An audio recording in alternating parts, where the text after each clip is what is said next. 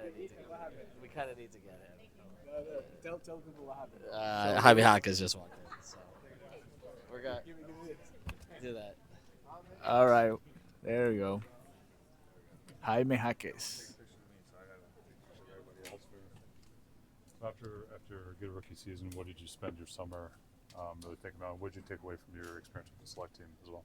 I mean, there's so many things. I think one is just having that experience of having 1 year under your belt and now knowing, all the little things. It's not really just basketball, but it's about more, take care of your body and mentally, always being able to stay focused. So I think I have a much better ground, much better base to build off of after my first year, now going into my second year. So I'm excited about that. You started to build your reputation because you were playing so well early last year. You already kind of got that. Teams adjusted to you. There were counters, there's a scouting report. So was it valuable for you to have all the information to really look back on and think about this summer? Yeah, 1,000%. I mean, I think I've spent a lot of time in the film room as well, being able to see defensive schemes and game plans. Even for teams game planning against myself, and again for the other assets that we have on our team. So just being able to look at that and take that in for an entire summer and focus and hone in on those things, it's really crucial. And I'm excited to implement that all into this second season. Spo mentioned the four guys for starting lineup, so he kind of made it feel like he's not going to mention the fifth. The fifth spot might be up for grabs at this moment.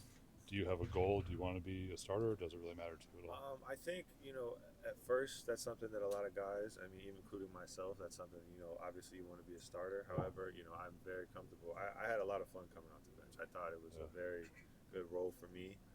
Not to say that I don't want to be a starter, but I mean, I'm very much open to anything. Wherever coach thinks I fit the best, that's where I'm going to go, and that's what I'm going to try to excel at. As a player who came in a little bit older and had a very productive first season, there's almost this narrative that your growth ceiling might be sort of limited or where you are. Does that bother you at all? That with so many other players, people talk about potential and what they can be, and well, Jaime sort of is what he is. Sort of. What's your thought on that, and where do you want to take your game? Yeah, I mean, there's a lot of places I want to take my game. I don't think I'm, close to where I can be. I don't want to say I'm at my prime yet. I think I got a lot of years left to go. But as far as it bothering me, I mean, guys are going to say, whatever they want. Everyone's going to have their opinions.